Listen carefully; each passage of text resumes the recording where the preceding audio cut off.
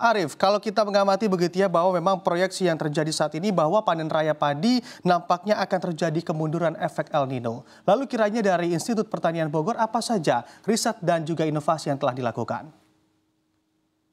Ya, saya kira memang tugas perguruan tinggi salah satunya adalah menghasilkan inovasi-inovasi unggul dan inovasi-inovasi yang bisa memecahkan problem perubahan iklim. Karena memang semua negara di dunia saat ini sedang berjuang keras untuk bisa memitigasi dan beradaptasi terhadap perubahan iklim. Karena setiap peningkatan 1 derajat, maka penurunan produktivitas padi itu bisa sampai 10%.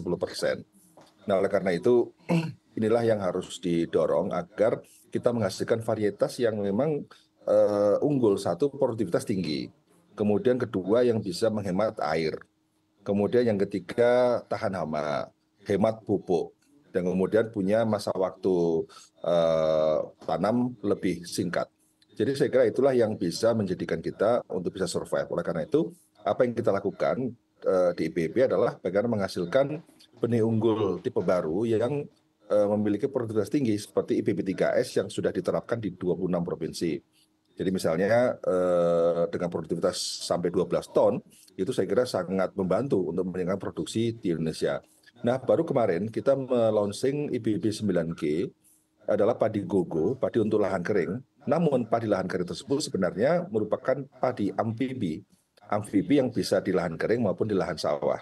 Nah, kalau kita bisa mendorong IPB 9G dan disaksikan oleh Pak Menteri Pertanian dengan produktivitas sampai 11 ton per hektar dan memiliki kelebihan hemat pupuk sampai 20%, hemat air sampai 15%, dan itu bisa menjadi salah satu solusi bagaimana kita, dan juga masa tanam yang lebih singkat itu bisa menjadi solusi, dan sehingga kita pun terus aktif menghasilkan varietas-varietas lain seperti IPB 12S, IPB 13S, IPB 14S ya dengan produktivitas tinggi sekaligus bisa ditanam di berbagai tempat.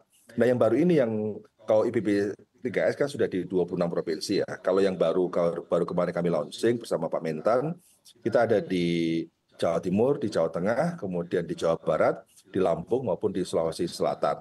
Nah, ini kalau kita terus sebarkan varietas-varietas unggul, baik produksi Kementan maupun produksi IPB, dan kemudian yang paling penting adalah produksi benihnya. Jadi inovasi saya kira tidak hanya cukup kita inovasi sukses bisa meningkatkan produktivitas, dan kita sudah uji coba di luasan yang besar ya. Baru kemarin kami juga mengembangkan berbagai inovasi baru seperti misalnya bagaimana biopestisida dan bioimunisasi. Jadi kalau Mas Bram masih kecil dulu seperti saya kan butuh imunisasi supaya tahan. Nah, tanaman butuh imunisasi juga. Ada bioimunisasi yang sudah kita terapkan yang kemudian diuji coba di 350 hektar dengan produktivitas sekitar 9 ton. Jadi tidak kecil produktivitas dengan rata-rata yang sebesar itu di daerah Jawa Barat. Ini menurut saya ini sebagai solusi yang harus terus kita kembangkan. Nah, kita akan terus berinovasi untuk menghasilkan inovasi-inovasi yang paling penting adalah bisa diterapkan di petani. Nah, PR berikutnya setelah produksi benih bisa meningkat adalah bagaimana pendampingan pada petani, karena setiap benih baru, setiap varietas baru itu butuh cara baru dalam melakukan budidaya. Jadi cara baru ini meskipun prinsip-prinsip besarnya sama, tapi butuh beberapa hal detail yang berbeda sehingga butuh pendampingan.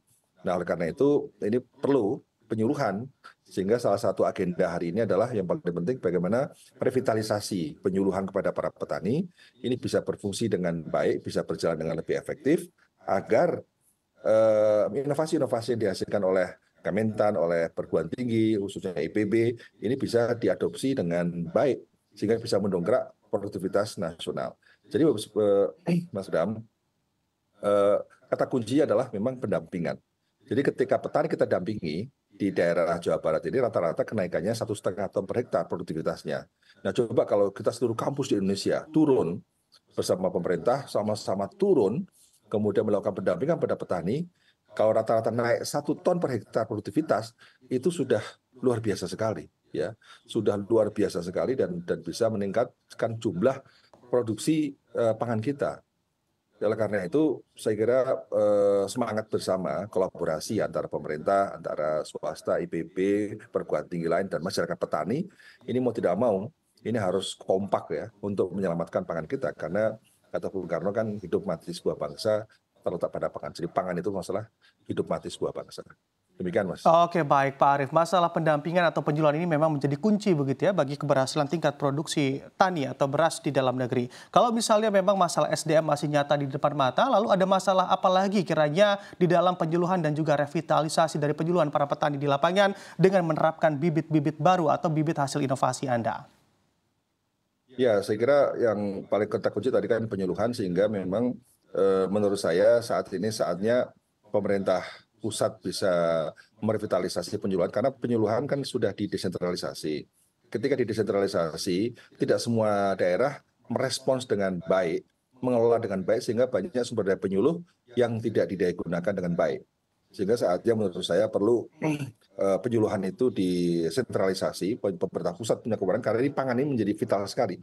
Karena sangat strategis, sangat vital, ini perlu diperkuat sistem penyuluhan dari pusat ini agar inovasi ini bisa efektif.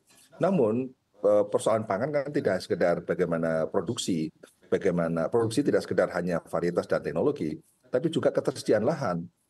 Karena World Bank itu, FAO memprediksi bahwa 2030 kebutuhan pangan dunia itu 5,4 miliar hektar.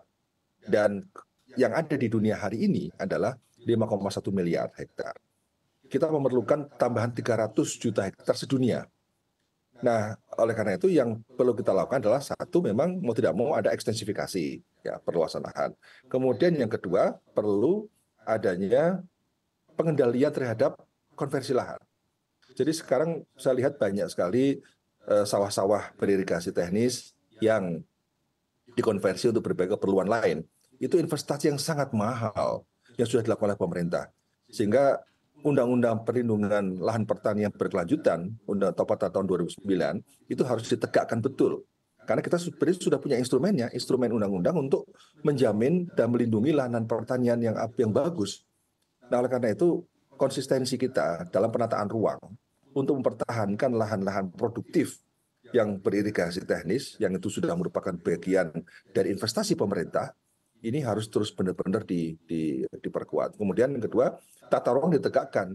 Ketika misalnya sistem waris di Indonesia kadang-kadang bisa membuat terjadinya fragmentasi lahan. Seseorang mendapatkan warisan, ya, kemudian warisan itu harus dibagi ke beberapa, karena anggota keluarganya ada 10, kecil-kecil semua. Kemudian pada akhirnya dijual. Nah, ketika dijual, diperuntukkan untuk yang lain. Nah, sekarang yang harus kita lakukan adalah bagaimana mengatasi fragmentasi lahan itu. Jadi lahan-lahan masih dibagi kecil-kecil, tapi yang penting dikelola bersama. Ini sudah kita uji coba di Subang, ya, dengan 500 hektar. Lahan itu masih punya orang-orang, masih punya petani-petani, tapi dikelola secara bersama. Nanamnya bersama, semua dikelola dalam satu manajemen. Nah, itulah yang saat ini perlu ada terobosan manajemen budidaya